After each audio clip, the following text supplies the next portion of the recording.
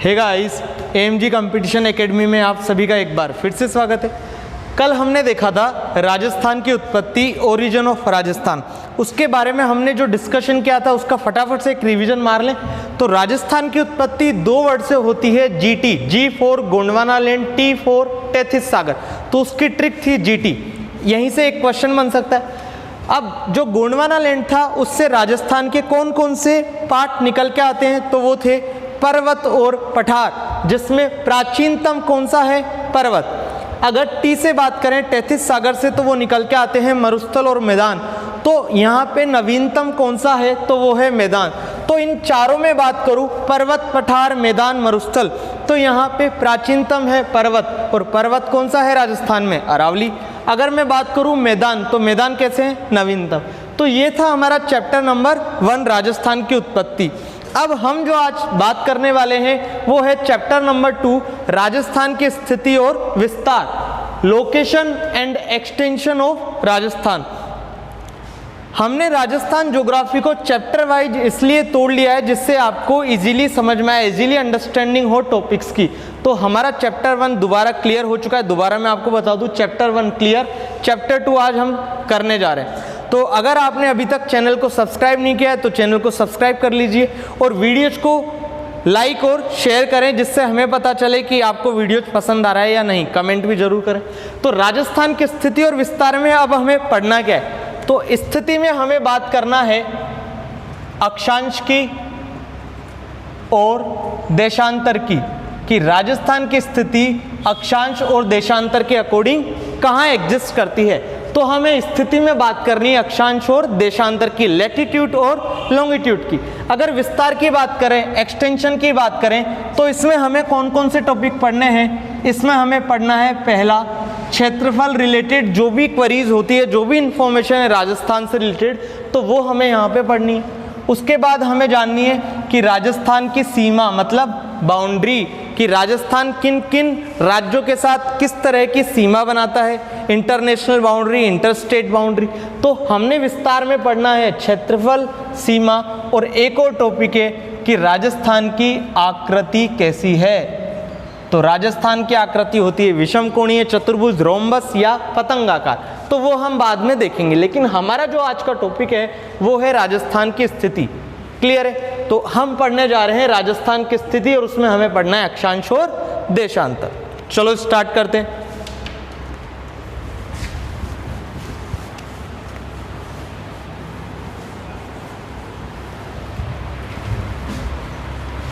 अब अक्षांश क्या होते हैं, देशांतर क्या होते हैं। तो अगर मैं सिंपल सी बात करूं, बाकी चीज ज़्यादा इन्फॉर्मेशन हम इंडियन ज्योग्राफी में ले लेंगे, लेकिन यहाँ जो रिलेवेंट इन्फॉर्मेशन है वो मैं आपको दे दूं।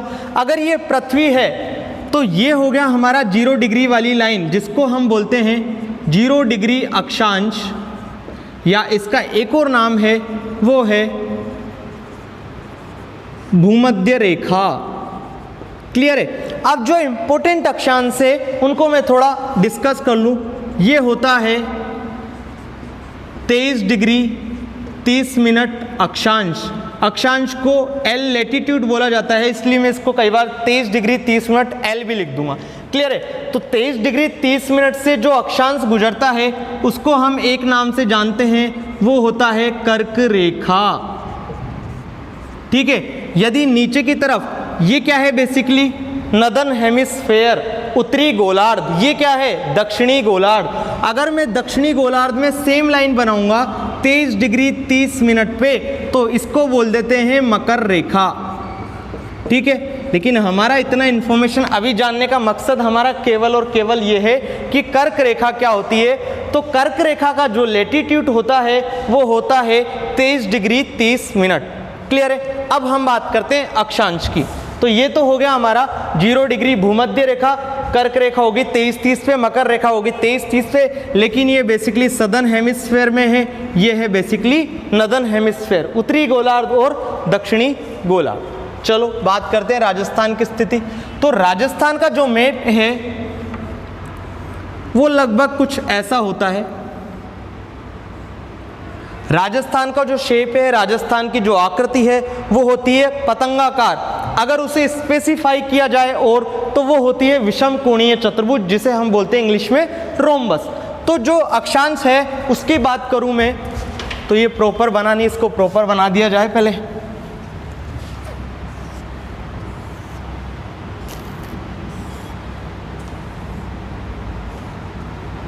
ठीक है, अब हमें देखनी है इनकी स्थिति कि राजस्थान की अक्षांशीय व्यवस्था कैसी है। तो यहाँ पे जो आता है वो होता है कि राजस्थान का, पहली बात करें दिशाओं की, तो ये दिशा होगी ईस्ट साइड या पूर्व साइड, ये हो गई नॉर्थ जिसे हम बोल देते हैं उत्तर, ये हो गया साउथ जिसे हमने बोल दिया दक्षिण, ये हो गया हमारा वेस्ट जिसे बोल दिया हमने पश्चिम। इतना पता है आपको, ईस्ट वेस्ट नॉर्थ और साउथ। हम बात कर रहे हैं यहाँ पे अक्षांश की। तो यहाँ पे जो हमारा वेस्टर्न साइड है, राजस्थान का जो वेस्टर्न गांव पड़ता है वो होता है कटरा गांव, इसका डिस्ट्रिक्ट है जैसलमेर। ठीक है, यहाँ पे जो दक्षिण में पड़ता है वो होता है बोरकुंडा, और ये होता है बांसवाड़ा जिले में, बोरकुंडा गांव बांसवाड़ा जिले में। इधर आता है हमारा सिलाना गांव जो कि पड़ता है धौलपुर में। यहाँ पे बोरकुंडा, तो यहाँ पे आता है हमारा नॉर्थ में कोणा गांव जो कि पड़ता है श्री गंगानगर। ठीक है, तो हमने अभी तक क्या देखा कि राजस्थान के जो ईस्ट वेस्ट नॉर्थ साइड में जो गांव पड़ते हैं उन्हें देखा। तो जो हमारा नॉर्थ में गांव पड़ता है वो है कोणा गांव श्री गंगानगर, जो वेस्ट में पड़ता है पश्चिम में पड़ता है वो है कटरा गांव जैसलमेर, जो साउथ में पड़ता है वो बोरकुंडा बांसवाड़ा, जो ईस्ट में पड़ता है वो सिलाना धौलपुर। अब इसको याद कैसे किया जाए, तो आपने देखा है जो कुंड होते हैं वो कुंड कहाँ पे होते हैं, जमीन में होते हैं। तो इसका मतलब जो कुंड वाली चीज है वो जमीन में होगी, मतलब नीचे होगी। और ये बांसवाड़ा कैसे याद करना है, जब हम आगे राजस्थान ज्योग्राफी नेक्स्ट पढ़ते जाएंगे तो आप न चाहते हुए भी आपको डिस्ट्रिक्ट पता हो जाएंगे कि कौन सा डिस्ट्रिक्ट किस साइड में पड़ता है, उसका अंदाजा लगाना आपको इजी हो जाएगा। तो आप बस अभी इतना सा याद रखिए कि बोरकुंडा गांव राजस्थान का दक्षिणतम गांव है। अब कैसे याद करना है वो मैंने आपको बताया कि कुंड हमेशा कहाँ होते हैं, जमीन में होते हैं। तो जो बोरकुंडा है वो भी साउथ डायरेक्शन में होगा, दक्षिणतम गांव होगा। अब ध्यान दीजिए कोणा गांव, कोणा से हम इतना बना सकते हैं काणा। तो काणा कौन होता है, काणा क्या चीज होती है, जिसकी आंखें काणी होती है। काणा किसको बोलते हैं, जिसको आंख से दिखाई नहीं देता। तो आंख से दिखाई नहीं देगा, आंखें कहाँ होती है, ऊपर की तरफ। तो जो कोणा होगा वो भी कहाँ होगा, ऊपर की तरफ। तो कोणा हो गया हमारा नॉर्थ साइड, कोणा श्री गंगानगर, साउथ में हो गया बोरकुंडा बांसवाड़ा। अगर हम बात करें अब कटरा और सिलाना को कैसे याद रखना है, तो ध्यान दीजिए कोई चीज कटेगी तो ही सिलेगी। तो सबसे पहले हमने काट दिया, उसके बाद सिल दिया। तो कटरा गांव जैसलमेर हमारा हो गया वेस्टर्न साइड का और सिलाना गांव हो गया हमारा ईस्ट साइड का। दोबारा रिपीट कर रहा हूं, बोरकुंडा, कुंड हमेशा जमीन में होते हैं, नीचे आ गया। कोणा से हमने बना दिया काणा, काणा कौन होगा, जिसकी आंखों से उसे दिखाई नहीं देगा, तो वो चीज होती है ऊपर साइड में। तो कोणा हो गया हमारा ऊपर। अब किसी चीज को कपड़ों को काटोगे तो ही सिलोगे। तो कटरा तो सिला, काटा तो सिला, कटरा गांव से सिलाना गांव। और हमारा ईस्ट जो डिस्ट्रिक्ट है, ईस्टर्न डिस्ट्रिक्ट है, वो है धौलपुर, वेस्टर्न डिस्ट्रिक्ट है जैसलमेर। अभी आप इतनी सी चिंता कीजिए कि आपको गांव कैसे याद करने, डिस्ट्रिक्ट की चिंता मत कीजिए। जैसे जैसे हम राजस्थान ज्योग्राफी पढ़ेंगे आपको अपने आप ना चाहते हुए डिस्ट्रिक्ट अपने आप याद हो जाएंगे। लेकिन इससे पहले हमें कुछ पढ़ना था, वो मेरे दिमाग से स्किप हो गया, तो उसे हम पहले पढ़ लेते हैं। चलिए, अब अक्षांश के अनुसार हम राजस्थान की स्थिति देखते हैं। तो अक्षांश क्या था, ये था 0 डिग्री अक्षांश, हॉरिजॉन्टल लाइन। तो इस हॉरिजॉन्टल लाइन ने इस पृथ्वी के ग्लोब को कितने भागों में बांटा, 2 भागों में, एक ये वाला भाग, एक ये वाला भाग। तो जो ऊपर वाला भाग था इसको मैंने बता दिया था आपको, नदन हेमिस्फेयर, उत्तरी गोलार्ध, इसको बोला हमने दक्षिणतम गोलार्ध। तो जो गोलार्ध के हिसाब से राजस्थान की लोकेशन है अक्षांश के हिसाब से, अक्षांश के अनुसार हम किसकी बात कर रहे हैं यहाँ पे, राजस्थान की बात कर रहे हैं। तो अब इतना लिखने की जरूरत नहीं है कि अक्षांश के अनुसार राजस्थान की स्थिति है। हम जो पूरा संदर्भ देख रहे हैं राजस्थान का देख रहे हैं, तो अक्षांश के अनुसार राजस्थान कहाँ एग्जिस्ट करता है, ऊपर नॉर्दर्न हेमिस्फेयर, मतलब उत्तरी गोलार्ध। अगर मैं बात करूं देशांतर, अब देशांतर क्या होते हैं अभी बताता हूं। देशांतर के अनुसार जो राजस्थान है वो करता है पूर्वी गोलार्ध में। अब ध्यान दीजिए ये दोबारा पृथ्वी बना दी। ये 0 डिग्री क्या था, अक्षांश, जिसे क्या बोला मैंने, भूमध्य रेखा। अब यदि ये क्या था, हॉरिजॉन्टल, यदि इसी को मैं वर्टिकल बना दूं, मतलब ऊर्ध्वाधर बना दूं, जो हॉरिजॉन्टल होता है उसे हम बोलते हैं क्षैतिज, और जो वर्टिकल होता है उसे हम बोलते हैं ऊर्ध्वाधर। तो ये 0 डिग्री, इसको हम बोलते हैं प्रधान मध्याह्न रेखा, प्राइम मेरिडियन लाइन। ठीक है, ये बेसिकली क्या करती है, समय और तिथि निर्धारण में सहायता करती है, और जो अक्षांश रेखाएं होती है वो जलवायु में निर्धारण करती है। वो आगे हम पूरा प्रॉपर देखेंगे। तो अगर मैं बात करूं कि जो ये थी, इसे हम ग्रीनविच रेखा नाम से भी जानते हैं, ग्रीनविच रेखा या ग्रीनविच लाइन। तो जो ग्रीनविच लाइन है या जो 0 डिग्री देशांतर है वो दोबारा पृथ्वी के ग्लोब को 2 भागों में बांटता है। ये हो गया पश्चिमी गोलार्ध, ये हो गया पूर्वी गोलार्ध। यदि अक्षांश होता तो ये इसको उत्तरी गोलार्ध और दक्षिणी गोलार्ध में बांटता।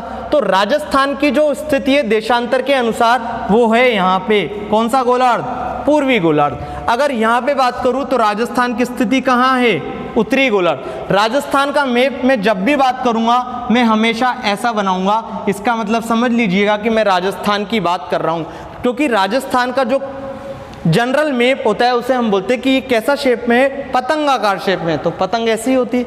अगर उसको और स्पेसिफाई किया जाए तो वो होता है विषम कोणीय चतुर्भुज, जिसे हम बोलते हैं रोम्बस। ठीक है, तो ये हमने देखा कि राजस्थान की स्थिति अक्षांश के अनुसार उत्तरी गोलार्ध है, देशांतर के अनुसार पूर्वी गोलार्ध है। अब लेकिन हमें बात करनी है कि अक्षांश और देशांतर के अनुसार राजस्थान की स्थिति।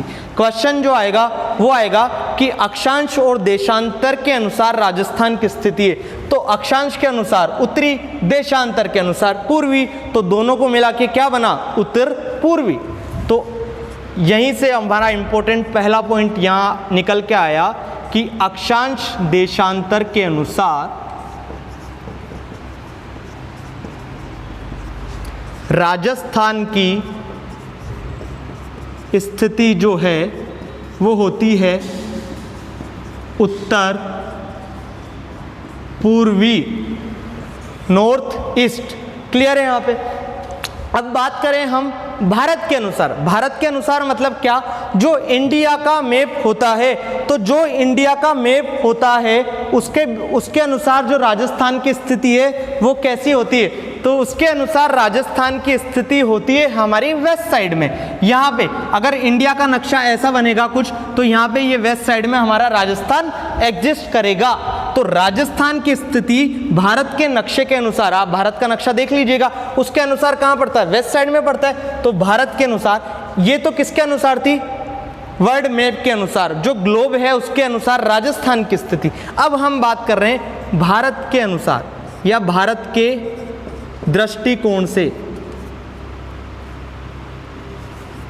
भारत के दृष्टिकोण से राजस्थान की स्थिति। तो भारत के अनुसार राजस्थान की जो स्थिति है वो होती है उत्तर पश्चिमी, उत्तर पश्चिमी। ठीक है, तो अभी तक 2 पॉइंट याद रखने के हैं, वो है अक्षांश देशांतर के अनुसार या पृथ्वी के ग्लोब के अनुसार राजस्थान की स्थिति है, तो राजस्थान की स्थिति हो जाएगी नॉर्थ ईस्ट, उत्तर पूर्वी। अगर भारत के दृष्टिकोण से बात करूं तो वो हो जाएगी उत्तर पश्चिमी या नॉर्थ वेस्ट। अब मैं बात करूं एशिया महाद्वीप के अनुसार, तो यदि बात की जाए एशिया महाद्वीप के अनुसार राजस्थान की स्थिति, तो आप एशिया का महाद्वीप खोलिए, उसमें देखिए कि राजस्थान कहाँ पाया जाता है, तो आपको मिलेगा कि राजस्थान का जो मैप है वो दक्षिणी पश्चिमी साइड में एग्जिस्ट करता है। तो राजस्थान, जब हम वर्ल्ड ज्योग्राफी पढ़ेंगे, अगर हमारे सिलेबस में होगी तो हम देखेंगे एशिया महाद्वीप, तो एशिया महाद्वीप के अनुसार राजस्थान की स्थिति होगी दक्षिण पश्चिमी। जो मेन क्वेश्चन है वो इन दो से ही पूछा जाता है, ये रेयरली कैसे, लेकिन फिर भी आपको पता होना चाहिए, तो मैंने आपको बता दिया कि जो ग्लोब है उसके अनुसार राजस्थान की स्थिति उत्तर पूर्व नॉर्थ ईस्ट, भारत के अनुसार उत्तर पश्चिमी north west, Asia continent Asia महाद्वीप के अनुसार दक्षिण पश्चिमी। ठीक है, तो अगर मैं नॉर्मल ये साइड बनाता हूँ ईस्ट वेस्ट नॉर्थ साउथ, तो यहाँ के अनुसार तो कौन एग्जिस्ट कर रहा है, मतलब पृथ्वी या ग्लोब के अनुसार राजस्थान की स्थिति ये है, भारत के अनुसार राजस्थान की स्थिति है, क्योंकि उत्तर दक्षिण ये है, उत्तर पश्चिमी ये होता है, उत्तर पूर्वी होता है, दक्षिण पश्चिमी कौन होता है, ये वाली साइड। तो एशिया महाद्वीप के अनुसार राजस्थान की स्थिति ये है, तो पृथ्वी का ग्लोब, भारत और एशिया महाद्वीप, ये हो गई राजस्थान की स्थिति।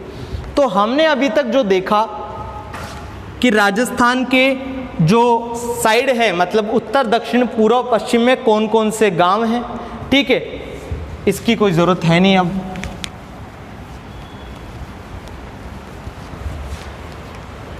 ठीक है, अब इनके हम लैटिट्यूड लिखने की कोशिश करते हैं। अब हमने ये जान लिया कि जो राजस्थान है हमारा, वर्ल्ड मैप से ही हम बात करेंगे, तो वर्ल्ड मैप के अनुसार राजस्थान है उत्तर पूर्वी में। तो इनके हम बात करते हैं कि इनके जो लैटिट्यूड है, मतलब अक्षांश हैं, वो क्या होंगे, और लॉन्गिट्यूड देशांतर क्या होंगे। तो ये होते हैं, कहाँ से स्टार्ट होते हैं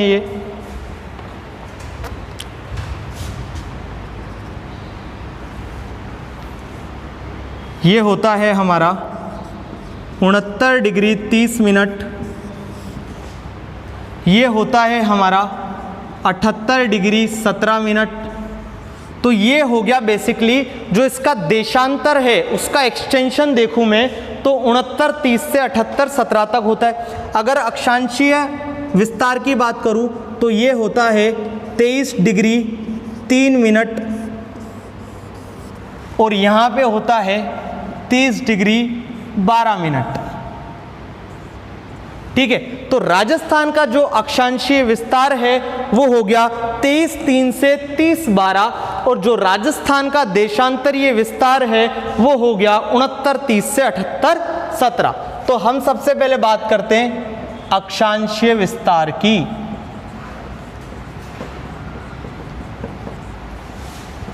ठीक है, तो देखो आपको नोट्स कैसे बनाने ये भी मैं बताता हूँ। आपने डाली हेडिंग राजस्थान की स्थिति और विस्तार, उसमें हमने देखा था कि स्थिति में आपको अक्षांश देशांतर पढ़ना है, और विस्तार में आपको क्या पढ़ना है, क्षेत्रफल आकृति सीमा। उसके बाद आपने ये लिखेंगे आप कि अक्षांश के अनुसार राजस्थान की स्थिति उत्तरी गोलार्ध, देशांतर के अनुसार पूर्वी गोलार्ध, फिर अक्षांश देशांतर या पृथ्वी का जो ग्लोब है उसके अनुसार ये, भारत के दृष्टिकोण से ये, एशिया महाद्वीप के अनुसार ये। उसके बाद आपको लिखना है अक्षांशीय विस्तार हेडिंग, उसके बाद आपको ये डायग्राम बनाना है। ठीक है, अब हम बात करते हैं अक्षांशीय विस्तार की। तो जो ये लेंथ होती है अक्षांश कहाँ है, 23 3 से 30 12। अब हम देख चुके हैं कि ये नॉर्थ लैटिट्यूड में एग्जिस्ट करता है, अक्षांश के अनुसार कैसी है, उत्तरी गोलार्ध। तो मैं बेटर तरीका ये होगा कि इसके आगे NL लगा दूं। NL का मतलब क्या है, 23 डिग्री 3 मिनट नॉर्थ लैटिट्यूड, उत्तरी अक्षांश। इसका मतलब क्या हो जाएगा, NL का उत्तरी अक्षांश।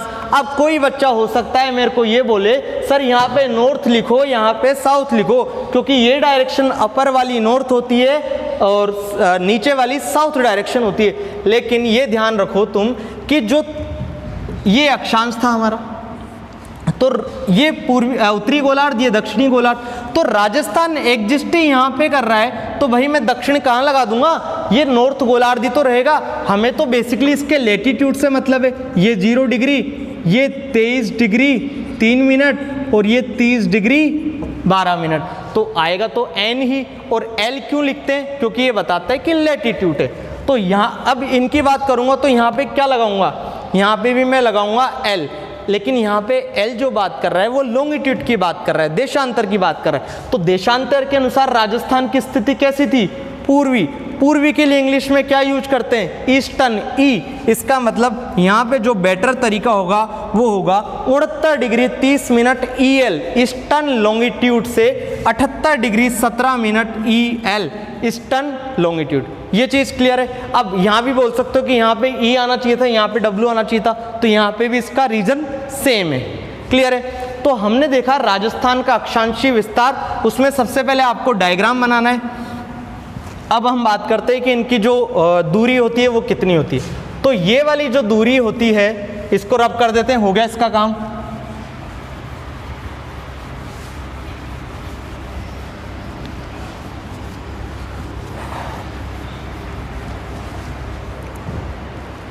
तो ये वाली जो डिस्टेंस होती है, मतलब जो राजस्थान का उत्तरतम गांव है और जो राजस्थान का दक्षिणतम गांव है, उन दोनों के बीच की अगर दूरी की बात करूं तो वो होती है 826 किलोमीटर।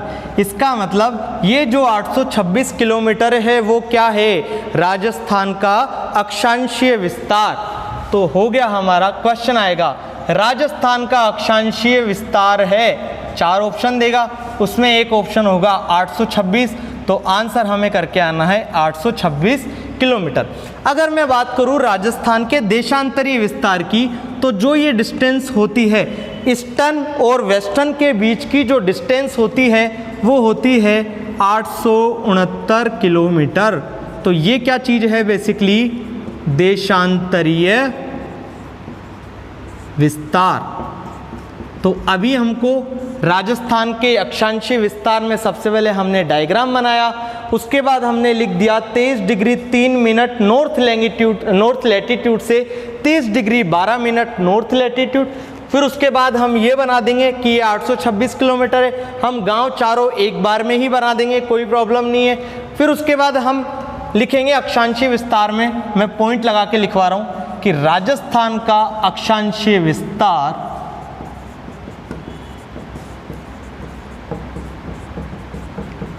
राजस्थान का अक्षांशीय विस्तार 826 किलोमीटर में फैला है। हमने देखा अभी कि राजस्थान का जो अक्षांशीय विस्तार है उसकी दूरी कितनी है, 826 किलोमीटर। लेकिन मैं बात करूं कि भाई मेरे को लैटिट्यूड के अकॉर्डिंग बताओ कि राजस्थान की अक्षांशीय विस्तार कितना है। तो देखो यहाँ पे 23-3 से चालू हुआ, 30-12 तक गया, तो उसके बीच में कितना उसने लैटिट्यूड तय किया, कैसे निकालेंगे, 30 डिग्री 12 में से 23-3 को क्या कर लेंगे, सबट्रैक्ट कर लेंगे, घटा लेंगे, क्या आएगा, 12 में से 3 गए तो 9, 30 में से 23 गए तो 7, तो आंसर आ गया हमारा 7 डिग्री 9 मिनट। हाँ कि ना, ठीक है। तो जो राजस्थान का अक्षांशीय विस्तार है, अगर दूरी की बात करूं तो 826 किलोमीटर है, और लैटिट्यूड अक्षांश में बात करूं तो राजस्थान का अक्षांशीय विस्तार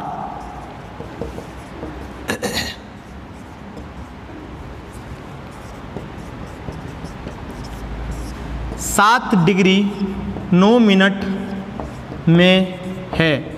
अब ऑब्वियसली बात है, अगर मैं डिग्री और मिनट में लिख रहा हूं तो मैं बेसिकली अक्षांश की बात कर रहा हूं, किलोमीटर में बात कर रहा हूं, मतलब दूरी की बात कर रहा हूं। तो दोनों तरह से क्वेश्चन आ सकता है। अच्छा, क्वेश्चन आया राजस्थान का अक्षांशीय विस्तार है, ऑप्शन दिए 7 डिग्री, 8 डिग्री, 9 डिग्री, 10 डिग्री।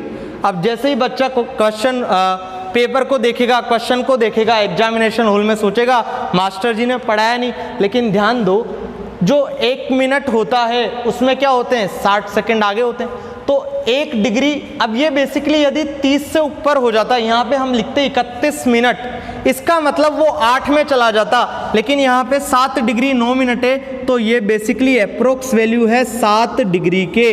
तो क्वेश्चन आपको ये भी ध्यान रखना है, एग्जैक्ट वैल्यू होती है 7 डिग्री 9 मिनट। यदि ऑप्शन है 7, 8, 9, 10, तो आपको जो टिक करके आना है वो होगा 7 डिग्री, कि राजस्थान का जो अक्षांशीय विस्तार है वो अक्षांशों में लगभग 7 डिग्री का है। तो ये हमारा खेल हो गया अक्षांशीय विस्तार का। अब जब मैं बात करता हूं देशांतरीय विस्तार की, या आप डायग्राम में बना लेना, जब मैं बात करता हूं कि देशांतरीय विस्तार, तो हमने देखा जो देशांतरीय विस्तार है वो हमारा कटरा गांव से चालू होके सिलाना गांव तक पहुंचा, और उसके बीच की दूरी कितनी थी, 869 किलोमीटर। तो राजस्थान का देशांतरीय विस्तार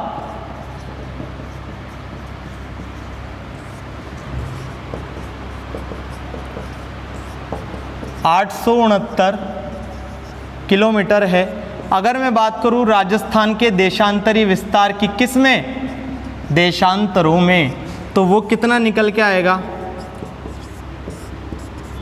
घटा लेंगे आप तो 8 डिग्री 47 मिनट निकल के आएगा। मैंने आपको बताया था ये क्या आ गया, अब 30 से ऊपर आ गया, तो इसको यदि अप्रोक्स किया जाए तो ये हो जाएगा 9 डिग्री। तो यदि अप्रोक्स में बात करूं तो राजस्थान का अक्षांशीय विस्तार हो गया 7 डिग्री, लेकिन राजस्थान का देशांतरी विस्तार हो गया 9 डिग्री। अगर एग्जैक्ट वैल्यू की बात करूं तो 8 डिग्री 47 मिनट। अब बच्चे सोच रहे होंगे कि यार ये सबट्रैक्ट करके कैसे नहीं बताया, तो कर देते हैं। 78 17 माइनस क्या करना है, 69 30 करना है। ध्यान दीजिए, अब 78 17 69 30, मैं जानता हूं कि 1 डिग्री में 60 मिनट होते हैं, तो मैं इसको ऐसे लिख सकता हूं, इसी को कन्वर्ट करके 77 67, यहां से मैंने 1 डिग्री उधर ट्रांसफर कर दिया।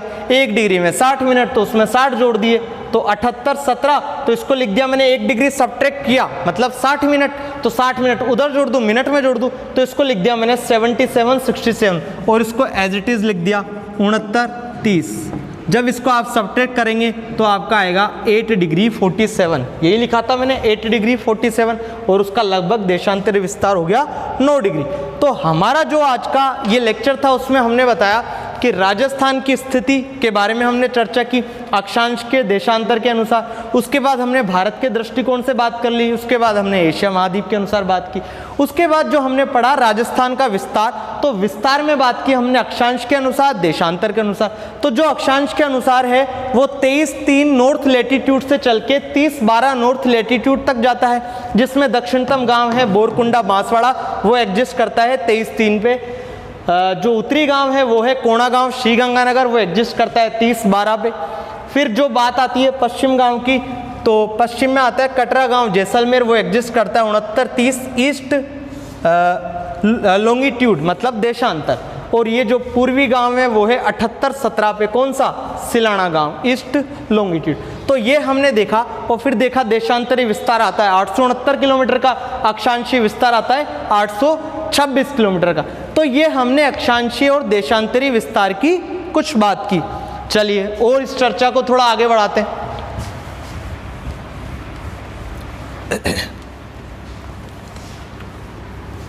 जितने अच्छे से नोट्स बनाएंगे उतना ज़्यादा अच्छा आपकी सेहत के लिए रहेगा और आपके एग्ज़ाम पॉइंट ऑफ व्यू रहेगा। मैंने आपको कल भी बताया कि आपको जो भी क्वेश्चन करने हैं, कहीं से भी आपको राजस्थान ज्योग्राफी के क्वेश्चन मिले आप करिए, लेकिन नोट्स केवल और केवल मेरे ही पढ़िए, ठीक है। तो बढ़ते हैं आगे।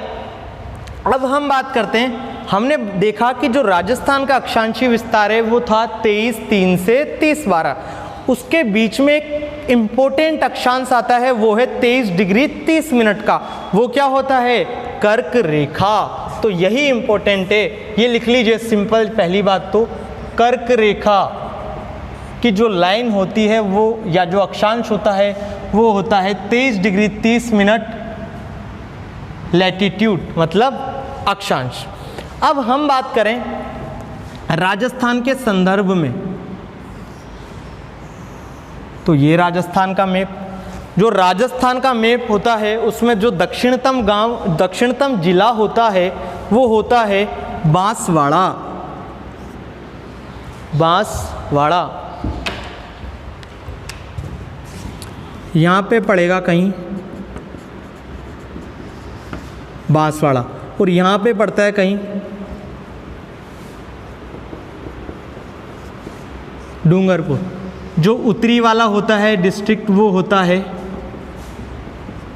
श्रीगंगानगर। अब हमने देखा था कि जो राजस्थान था उसका ये वाला कितना पॉइंट था? 23 डिग्री 3 मिनट, ये था 30-12। लेकिन जो कर्क रेखा है वो है 23-30। इसका मतलब जो कर्क रेखा पास हो रही है वो कहीं यहाँ से हो रही होगी, ये बात क्लियर है। तो ये हमने बना दी एक कर्क रेखा। अब कर्क रेखा पे क्या होता है बेसिकली जो सूरज होता है इसकी हम चर्चा आगे प्रॉपर अच्छे से इंडियन ज्योग्राफी में करेंगे, लेकिन फिर भी मैं आपको थोड़ा यहाँ पे बता दूँ तो कर्क रेखा पे क्या होता है, जो सूरज की रोशनी होती है वो सीधी पड़ती है। इसका मतलब जो दिन होता है वो बड़ा होता है और रातें होती है वो छोटी होती है। और यहाँ पे जो सूरज की इंटेंसिटी है, मतलब जो प्रकाश की तीव्रता है वो अधिकतम होती है। इसका मतलब यहाँ पे सबसे ज़्यादा गर्मी पड़ेगी। ये क्लियर हो गया?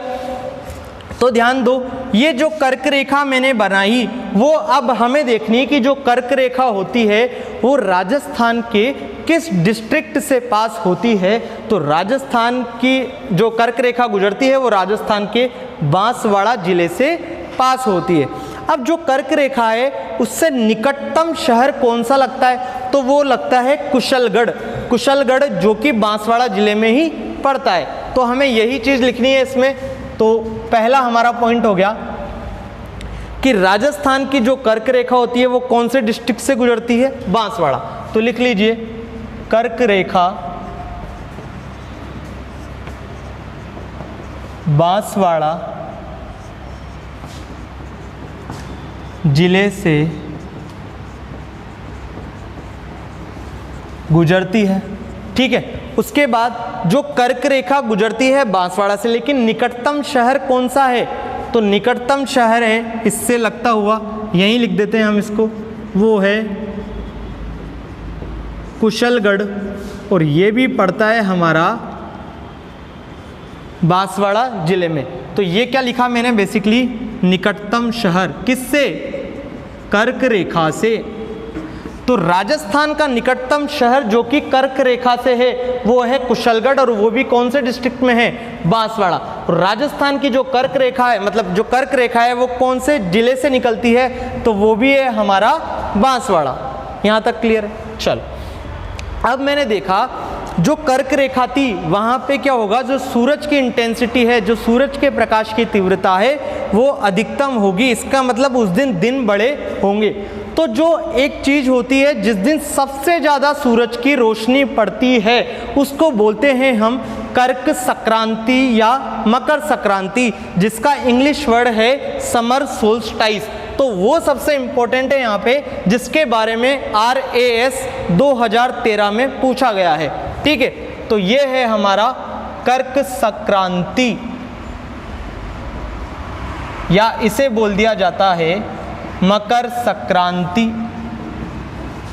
नहीं, मकर नहीं बोला जाता, कर्क संक्रांति या ग्रीष्म अयनांत।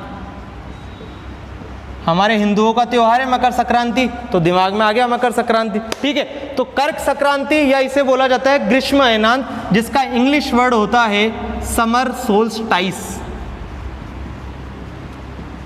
ठीक है, ये पूछा गया है भैया आपके RAS 2013 में।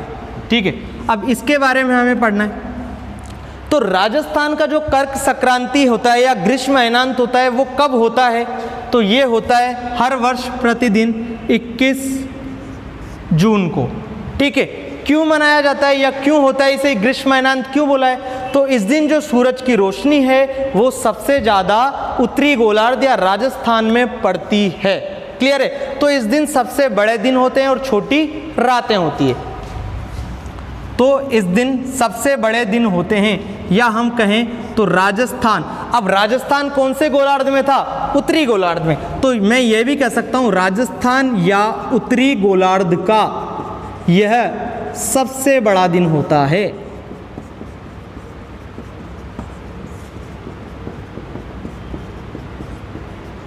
ठीक है, तो राजस्थान या उत्तरी गोलार्ध का सबसे बड़ा दिन कौन सा हो गया, 21 जून। अब ध्यान दीजिए, जो मोदी सरकार थी, मोदी सरकार का पहला कार्यकाल था, उसमें मोदी सरकार ने क्या किया था, 21 जून को क्या मनाया जाता है, सोचिए, विश्व योगा दिवस। तो 21 जून आया तो मेरे दिमाग में एक और चीज़ याद आई, वो भी आपको याद रखनी है। तो 2015 से इस दिन इंटरनेशनल योगा डे मनाया जा रहा है।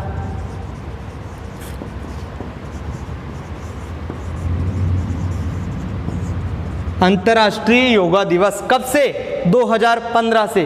और कब मनाया जाता है, 21 जून को। प्रतिवर्ष 2015 से इंटरनेशनल योगा डे मनाया जा रहा है।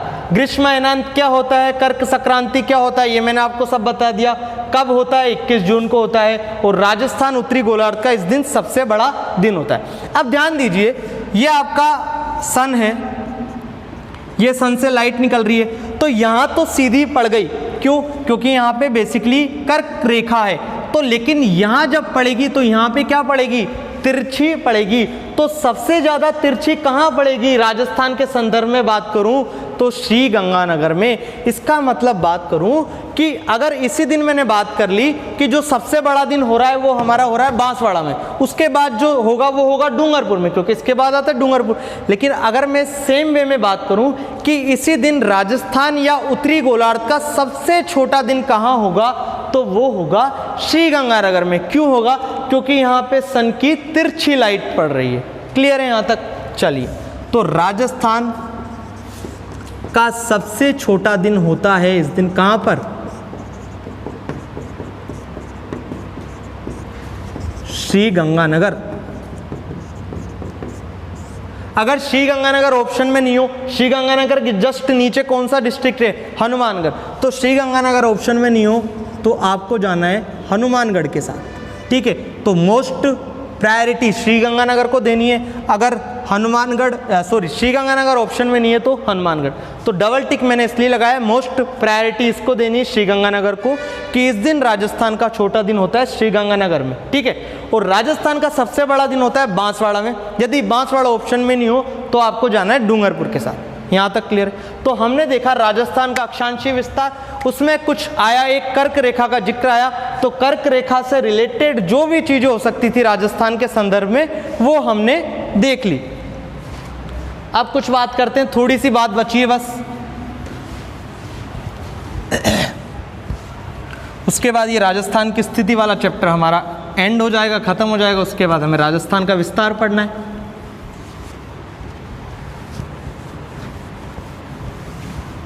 अब मैंने ये देखा यहाँ पे कि आपको एक डेट लिखवाई जो कर्क संक्रांति होती है या ग्रीष्म अयनांत होता है, उसे मैंने आपको डेट बताई 21 जून।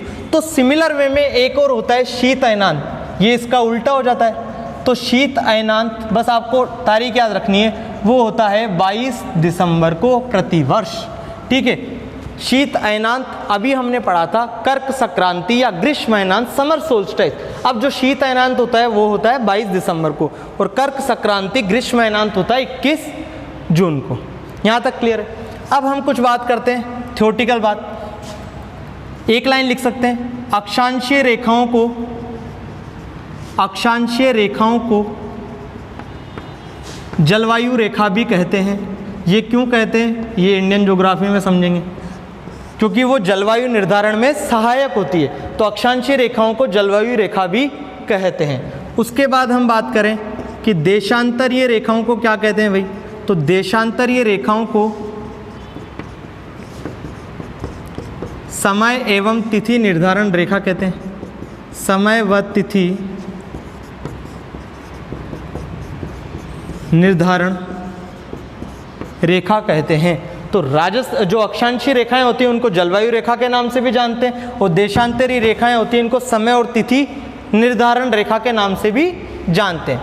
अब एक छोटी सी बात बची है, बस नोट लगा के लिख लीजिए। जो राजस्थान है उसका मध्य गांव कौन सा है?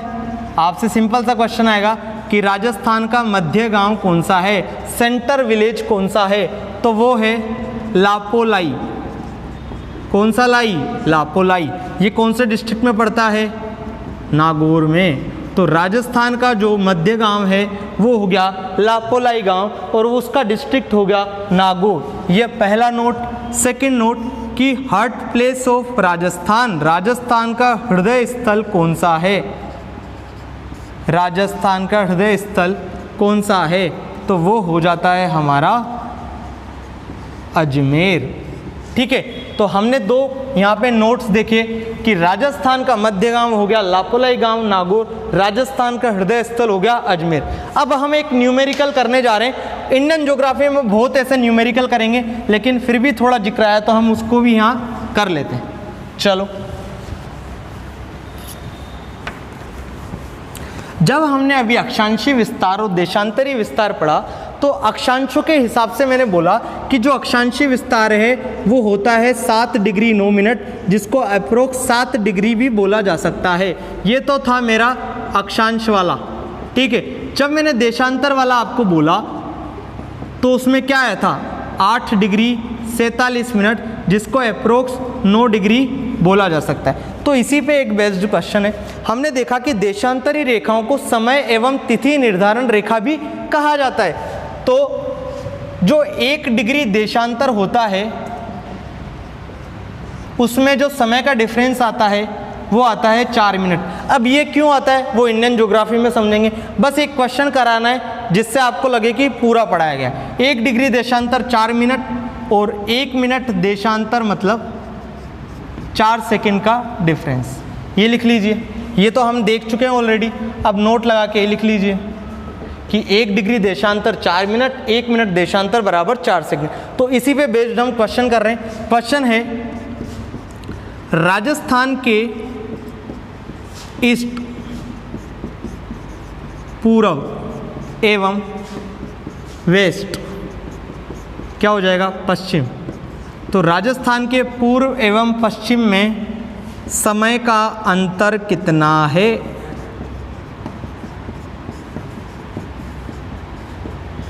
ठीक है, अब हम देख चुके हैं कि जो राजस्थान का देशांतरी विस्तार है वो लगभग 8 डिग्री 47 मिनट में फैला हुआ है। तो हम जानते हैं कि देखो समय की बात कर रहा है तो हमने देशांतर रेखाओं को ही क्यों लिया, क्योंकि मैं आपको बता चुका हूं कि देशांतरी रेखाओं को ही हम समय तिथि निर्धारण रेखा कहते हैं। तो राजस्थान का जो देशांतरी विस्तार है, आपसे ऑब्जेक्टिव में कोई नहीं पूछने वाला है क्वेश्चन, फिर भी आपको एक बार पता लग जाए। राजस्थान का जो देशांतरी विस्तार होता है वो कितना होता है 8 डिग्री 47 मिनट। अब हमने देख चुके हैं कि 1 डिग्री में 4 मिनट का डिफरेंस होता है, 1 मिनट में 4 सेकंड का डिफरेंस होता है। तो जब 1 रुपये में 2 चॉकलेट आती है तो 8 रुपये में कितनी आएगी, मल्टीप्लाई कर देते हैं, सेम तरीका।